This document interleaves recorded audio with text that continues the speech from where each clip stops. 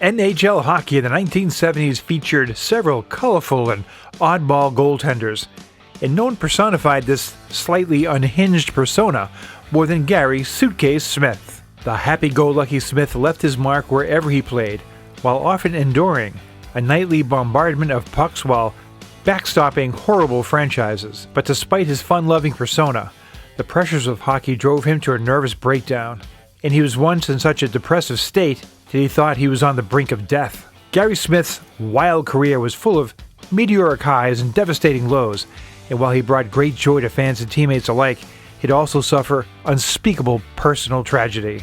This is the story of Gary Smith, a talented and eccentric goaltender you'll never forget. Gary Smith was born February 4, 1944 in Ottawa, Ontario. He was the son of Des Smith, who played 5 NHL seasons as a defenseman with the Montreal Maroons and Canadiens, and won a Stanley Cup with the 1941 Boston Bruins. His brother Brian Smith also played in the NHL with the LA Kings and Minnesota North Stars, and later became a popular sportscaster in Ottawa. Gary Smith broke into the NHL with the Toronto Maple Leafs in 65-66, but played just 5 NHL games over 2 seasons. With just 6 teams in the NHL, and competing against future Hall of Famers Johnny Bower and Terry Sawchuk, as well as fellow youngsters Al Smith, Bruce Gamble, and Jerry Cheevers, Gary Smith was constantly moved among the Leafs' 4 minor league teams, spending the most time in Rochester, where he teamed with notables like Don Cherry and Al Arbor. All this traveling earned him the nickname Suitcase. The 1967 NHL expansion gave Smith and many others the break they needed. He was selected by the Oakland Seals and would be the backup to veteran Charlie Hodge in 67-68. Smith posted a solid 3.19 goals against average, but recorded just 2 wins in 16 games. Meanwhile, Smith became a curiosity to his Seals teammates with his routine of removing all of his uniform and equipment between periods, showering, and then getting dressed again for the next period. He also perplexed team trainers by wearing so many layers of socks that he had to wear skates that were 3 to 4 sizes too big. Smith also made a big impression when he frequently skated all the way up the ice in an attempt to be the first goaltenders to score an NHL goal.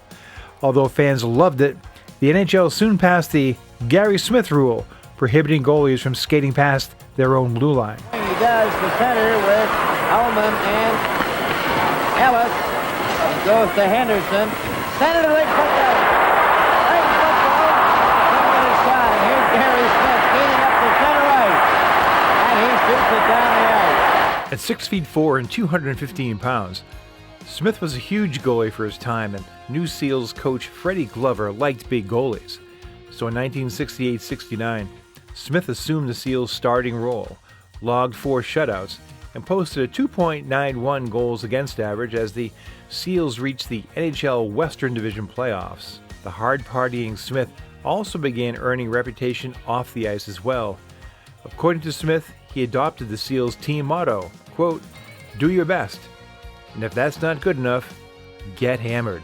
According to teammate Dennis Hextall, quote, "Like a lot of goalies, his elevator wasn't going to the top floor, although sometimes he was facing 50 shots a night." Added Bert Marshall, "When he had it going, he was as good as there was, but he couldn't keep it going. He loved to play, but couldn't devote himself to being a great player." In 1969-70, Smith played 65 games, and the Seals earned another playoff spot. So optimism was high for the 70-71 season as new owner Charlie Finley took control of the team. Smith appeared in 71 of the 78 Seals games, but set an NHL record with 48 losses as the team sank to last place in the West. The nightly losing became too much for even the affable Smith. He suffered a nervous breakdown at season's end and was hospitalized. Smith recalls, quote, "We were never winning. There was nobody in the stands. The puck seemed like it was always in our end. While I was in the hospital, I literally thought I was going to die." Realizing he needed to leave the Seals, Smith requested a trade and was dealt to the Chicago Blackhawks for Paul Schmier and Gilles Melanche. With the talented Blackhawks, Smith served as a backup to Tony Esposito, and together they won the 1971-72 Vezina Trophy. But Smith is still haunted by a colossal error he made in Game 3 of the first-round playoff loss versus the New York Rangers. Stapleton dove for the puck, not able to keep it in. Gary Smith, the goaltender, out of the crease to stop it, and then puts it in front. Inadvertently, Tkachuk takes speed, and a goal! Bruce McGregor. In the next season, Smith would again play sparingly, and Esposito would lead the Blackhawks to the Stanley Cup final, where they'd lose to the Montreal Canadiens in 6 games. Looking to play regularly, Smith demanded a trade and was dealt to the Vancouver Canucks, along with Jerry King Kong Korab, in exchange for Dale Talon. Smith not only became a fan favorite, but he turned out to be one of the best players to ever wear the Vancouver Canucks uniform. But his initial experience with the team was miserable. In Smith's words, "We had 18 guys in the front office and none of them had any power to do anything.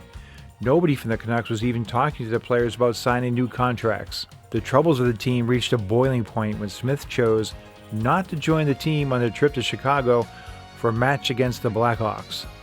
Up until that point in the 73-74 season, he had played 43 of the team's 49 games.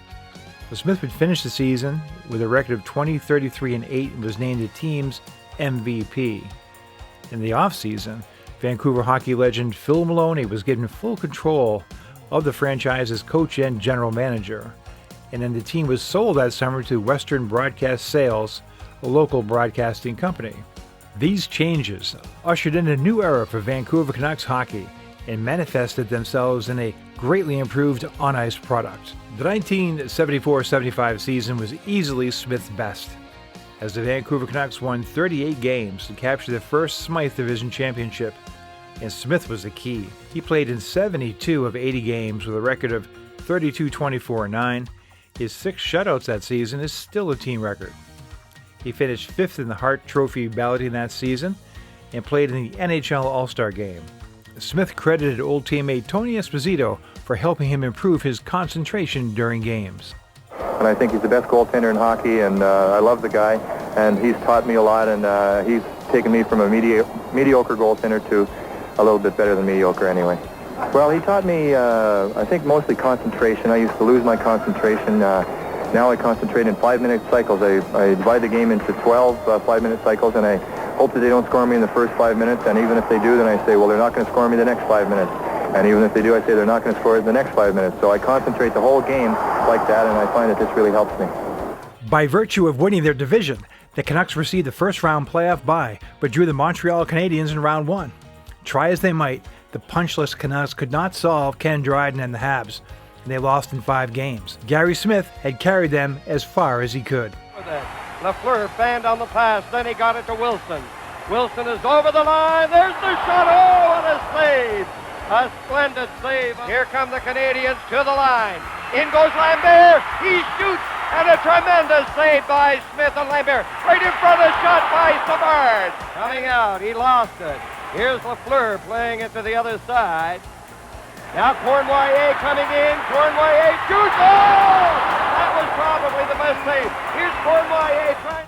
After that momentous 74-75 season, things skidded downhill for Smith and the Canucks. In 1975-76, the Canucks still managed to finish above 500, but Smith's goals against average ballooned from a team record .309 to a personal high of .350.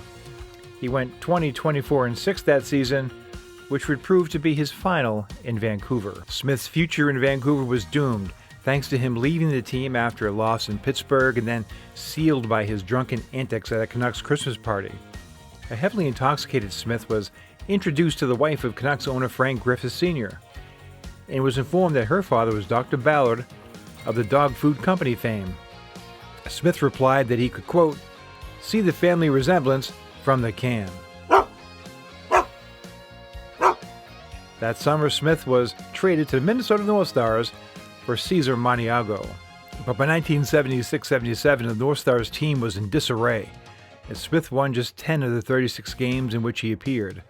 That summer, he was released and signed with Tom McVie's lowly 1977-78 Washington Capitals, where Smith labored through 17 games, winning just 2. Now, curiously, he was returned to the North Stars late in the 1977-78 season, and he played well in 3 games, but perhaps he played too well. After his third game, Stars GM Lou Nanne, who was allegedly tanking the North Stars to get the consensus 1978 #1 draft pick Bobby Smith, demoted Gary Smith to the Fort Worth Texans of the CHL. Smith continued his stellar play and led the underdog Texans to the 1978 CHL championship. Meanwhile, the North Stars goalie struggled and helped secure Nanne's prized #1 pick. By the summer of 1978, Gary Smith's future was in doubt, but he was thrown a lifeline by old friend Pat Stapleton, who was now the coach of the WHA's Indianapolis Racers. But Smith was shelled in 11 appearances, and the woeful Racers disbanded in November, despite the addition of a pair of 17-year-olds who would go on to be the #1 and #2 scorers in NHL history, Wayne Gretzky and Mark Messier. Smith retired from hockey and returned to California. But his retirement was brief. Tom McVie was fired by the Washington Capitals and landed a job as head coach of the WHA Winnipeg Jets. He summoned the out-of-shape Smith to backstop the Jets. Despite his lack of conditioning, Smith was outstanding down the stretch and was a crucial factor in the Jets' dominant playoff run as they won the 1979 Avco Cup Championship. Up by McDonald at the blue line. McDonald comes in over the line to Gretzky on his right, back to McDonald. A quick shot, and what a save Smith made! The corner line, and the crowd is just deafening here with the noise. It's all over. They rush onto the ice to mob the Avco Cup champion Winnipeg Jets, who have defeated the Edmonton Oilers here tonight by a score of 7-3. After one more season in Winnipeg, Smith retired and returned to California to manage racehorses. In 1995, Smith and his family were rocked by tragedy. On August 1, 1995, Gary's brother, sportscaster Brian Smith, was shot in the head in an Ottawa TV station's parking lot just minutes after the end of the station's 6 p.m. newscast. He died a day later. The gunman, Jeffrey Ehrenberg, was a paranoid schizophrenic who had gone to the station because he believed that it was broadcasting messages in his head. Smith was the first broadcast personality that Ehrenberg recognized coming out of the building. Today, Gary Smith enjoys a healthy and comfortable retirement and remains one of the game's great raconteurs and historians. You can hear many of these incredible stories in our two-part interview we did with Gary in 2019.